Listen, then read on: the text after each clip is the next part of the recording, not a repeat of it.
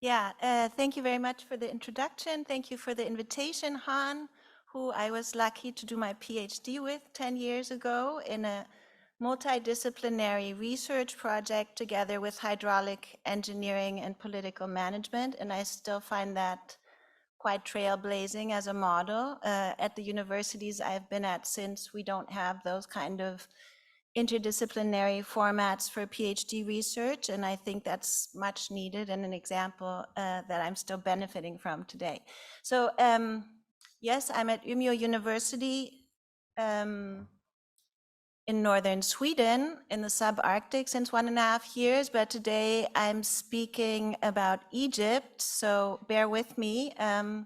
After working on urban flood integration along the Rhine River in Germany and the Netherlands for many years, I spent 8 years in Egypt working on landscape-based topics.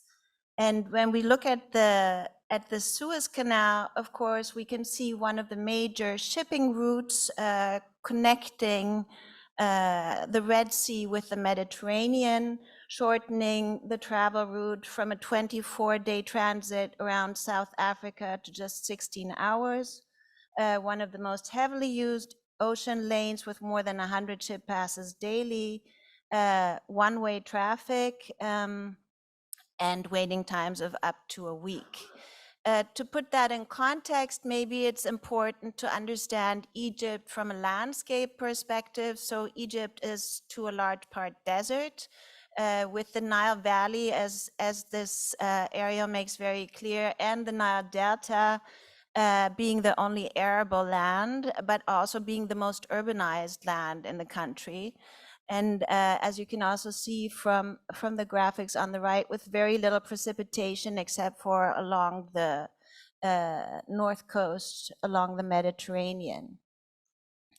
So when we look at this graphic, we see that Egypt, with its topography, is actually not just the Nile River, but as being part of the ocean floor in large parts before.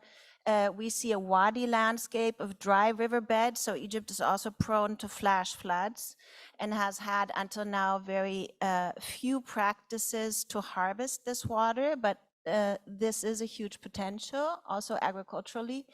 Then in terms of population numbers, Egypt gains 1 million new inhabitants every 10 months. So this graph is from 2020. So now we're probably already at 102 million. And this population is also very young. So 60% are under the age of 29. The country is under a lot of pressure in this way to accommodate this population growth, given the scarce resources of the country in terms of arable land, but also in terms of water. So there's a high reliance on the Nile River, which make up 55.5 billion of the 80 billion cubic meter water shares. And this extends throughout the country, not only to the direct vicinity of cities within the Nile Valley. As all of you are aware of, there is a new large-scale hydro project being constructed, or actually it has been constructed, and will have a severe impact also on the future of Egypt's water household in the years to come. Vulnerability to climate change along the Mediterranean, yes. Here you see the Nile Delta, also with reclaimed agricultural land to the east and west, and all the way to the right, you see the Suez Canal with its aperture to the Mediterranean and defensive structures along that. The Suez Canal was built in the late 1860s in an Egyptian-French collaboration. It was actually hand dug by forced labor for the first few years of of the construction phase, and that was then later on, after forced labor was banned by Ismail Pasha, accelerated, or the building process was accelerated with new technologies, and the canal was inaugurated in 1869. If we look at the history a little bit, there were already attempts to connect the Red Sea with the Mediterranean, but through the Nile during Pharaonic times and Ptolemaic times. Then the construction of the Suez Canal with the French engineer Ferdinand Lesseps, and the joint venture between Egypt and France during that time, the takeover by the British due to bankruptcy and the chance that also bore for the British to acquire the channel in a very economical way. These are just some fragmented dates. The Suez Crisis in 1956 and the nationalization of the Suez Canal plays a huge role in Egyptian history when Nasser claimed the Suez Canal back from the British. Then there was a 6-day war in 1967 where Sinai became Israeli, and this became a border. Then I'm jumping a little bit to 2015, where a bypass was built as a kind of national development project, and as a source of income for the country, and another expansion of the channel is currently being planned.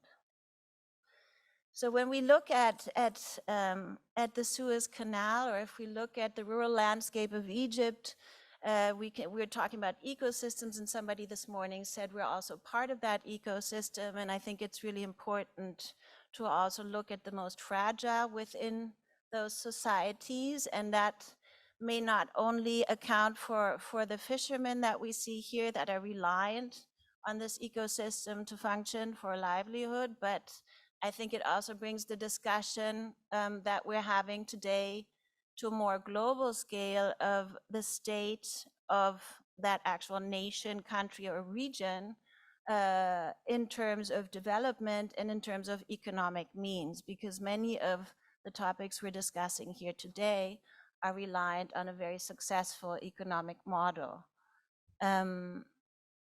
Then, of course, Egypt is also a very religious country driven by an understanding of fate and goodwill. And here you see a typical image of self-built villages, the mosque in the foreground, and agricultural fields in the Nile Delta. But of course, if you look at the Suez Canal, we're also seeing a military safety zone. So for large parts, the Suez Canal is not accessible for safety reasons here with the military outpost. And this plays an enormous role when looking at Egypt, that its geopolitical context and situation, but also the power structures of Egypt are very much defined by the military leadership and their economic impact or power within the country. Of course, looking at the Suez Canal spatially is not just a question, therefore, of just creating accessibility above land, but also below land. So there's 4 new tunnels that have now been or are being constructed with the expansion of the Suez Canal. Some other old tunnels have to be refurbished. So these are also large infrastructure projects underway to connect Egypt's mainland with the Sinai Peninsula, northern Sinai being probably one of the most risk-prone areas in this region. So these safety measures concerning the canal and ensuring its function are understandable given the current security issues specifically in this region. And here we see Bor Said. So this is at the mouth towards the Mediterranean with Lake Mansala to the west. and Port Fuad to the east. So it's kind of twin city with the port facilities. We can see how this is positioned at the edge of the Nile Delta. We see a lot of architectural heritage, but I think important to mention also when we look in different cultural contexts is to understand how, and we heard a presentation this morning about the kind of narrative around these shipping channels and the personal identification with them. So these have always been moments of great national pride for Egypt. The latest one, Abdel Fattah el-Sisi opening the bypass in 2015. And this goes with the history of Egypt of building mega projects, the Aswan High Dam, which changed the ecosystem of Egypt fundamentally in the 1960s, going back as far as the pyramids, and now with the new administrative capital being built to the east of Cairo. And we see here a map of new urban developments in the desert as twin cities. And this new capital is part of this development laid out for 6.5 million inhabitants. And as you can see, in a direct connection between Cairo and Suez and Ain Sokhna at the southern entry point to the Suez Canal. There's 3 natural lakes along the Suez Canal. Lake Mansala, which is very much a brackish lake, very much framed by the fishing industry. There's constructed wetlands there to treat water. And this is an ecosystem which has been strongly manipulated. 80% of the area have been lost already due to drainage efforts, which deemed not successful. And this lake is, of course, also very closely tied to the ecosystem around the aperture of the canal. The Bitter Lakes in the middle, and here again you see the reclamation of desert land for agriculture, a lake where during the Six-Day War, 15 vessels were actually captured and remained for 8 years after Egypt blocked the canal for security reasons after being attacked by the Israelis, who then took over Sinai for these 8 years and created a kind of community there for 8 years with these 15 vessels. To the question, which we haven't discussed so much today, around invasive species, which also come with these waterways, and we can see that due to the opening of the Isthmus of Suez, we've had a severe impact of invasive species for the whole of the Levant, very much affecting also the fishing industry.